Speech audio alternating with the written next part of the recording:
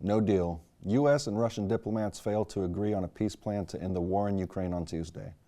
While the exact topics of conversation during the negotiations are not yet public, one thing remains clear.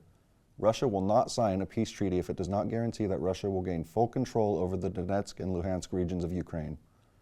This development comes as Russia continues to push Ukrainian forces out of Pokrovsk, a battle that has been raging since July of 2024. The city itself is a major strategic target for both sides. Ukraine needs Pokrovsk to funnel supplies to the front and avoid a full collapse of the Pokrovsk-Mirnahad pocket in Donetsk, while Russia needs the city to act as a staging ground for further offensive deeper into Ukraine.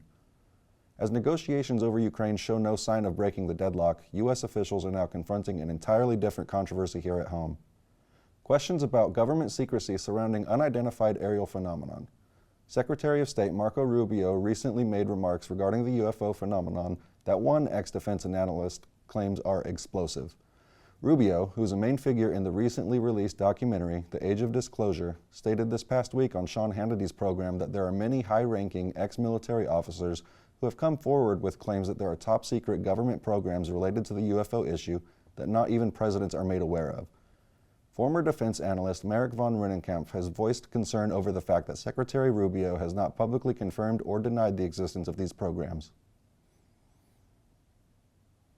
All right, so my first question today is, how did you get into audio production and sound design and everything like that? I got a class I've ever taken was a radio class, actually. Oh, yeah? So it was a radio class. I remember the software we used. It was called SoundForge. I don't know if it exists anymore, but it's SoundForge. But we did an audio an audio or radio drum in that class, and then it was actually radio, right? So we did what else? What other radio stuff did we do? We did this. You had to do like a radio programming, like program your own radio show. That was like the final project. So that's kind of was my first class. And then in college, I also took like a advanced sound design class. Mm. So we learned SoundForge was like more like intro audio stuff and radio stuff. And then I took an advanced sound design class and we used Pro Tools. So Pro Tools is like industry standard for the music industry, the video game industry, the film industry, animation industry, TV industry, all the above. So I've been using Pro Tools for like 20 something years. So yeah, Pro Tools I'm kind of familiar with, but I've never heard of the SoundForge before. So that's like an older software. Yeah, SoundForge. I think Sony bought them. So I think it's Sony SoundForge now. And today we have a very special guest, celebrity chef, New York Times bestselling author, Anthony Bourdain. How are you doing, Tony?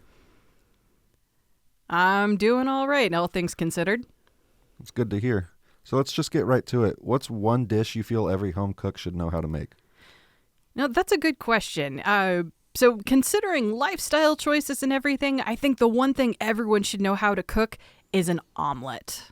Definitely agreed. I could probably use some more practice myself because I tend to break them when I flip them. Do you have any tips for that? Just be patient. Low and slow so that everything cooks thoroughly the way it needs to, that you're less likely to break if we've got a nice solid foundation before folding it over. Gotcha. Thanks for the guidance there, because my omelets, like I said, are always terrible. You're probably just being impatient. Yeah, that sounds like me. So on to the next question. What's the best thing you've ever had to eat for under $10? For under $10, I would say before inflation kicked in, it was probably a rotisserie chicken. Any particular, like, store brand, homemade? Costco has a great one. That they do. That one's still pretty cheap. Even with inflation, they're still only like $5 or $6.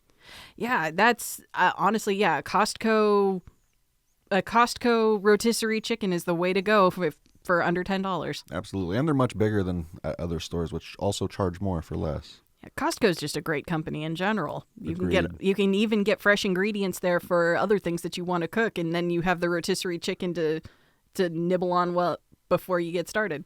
And it's also great for when you want a lot of one thing. Indeed. So, which chef influenced you the most after the release of Kitchen Confidential? Before, after, really anywhere in the timeline, my major influence has always been Julia Child. The mother of French cooking. What's your favorite dish that you've made of Julia's? Or a recipe, I should say. Honestly, there isn't a recipe of hers that stands out above the others because they're all fantastic.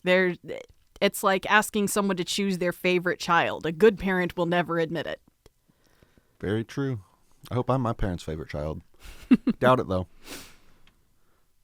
So, what belief did you hold early in your career that you now realize is wrong? I used to be tolerant of vegans, but these days they're just a bunch of sanctimonious. You know what? I can't even say the words because I know you'll get an FCC fine for airing it. But these days, I just can't stand vegans anymore. I used to tolerate it.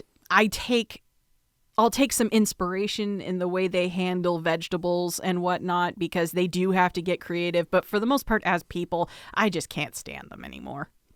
Very fair. So the last question I have for you today, it's going to take a more personal note. So what's the hardest part of fame that nobody talks about? I'm not sure if nobody talks about it, but it bears repeating because I don't think it's said enough. But the hardest thing about fame is the loneliness, the isolation that comes with it, because you never know who your real friends are, who your real supporters are, versus who's just along for the ride, who's just hanging on to your coattails and hitching their wagon to your star for their own ends.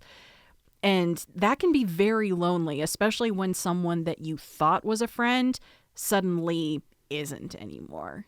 Absolutely understandable. A lot of people wouldn't think that being famous is lonely per se because you're always surrounded by people, but I think you hit the nail on the head with saying you don't know who's really on your side and who's just trying to ride along with you.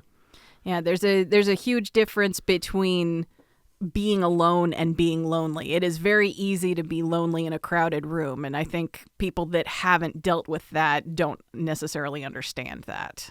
Gotcha. Well, that's all the time we have for today. Thanks for joining me, Tony. Pleasure speaking with you. Pleasure speaking with you too.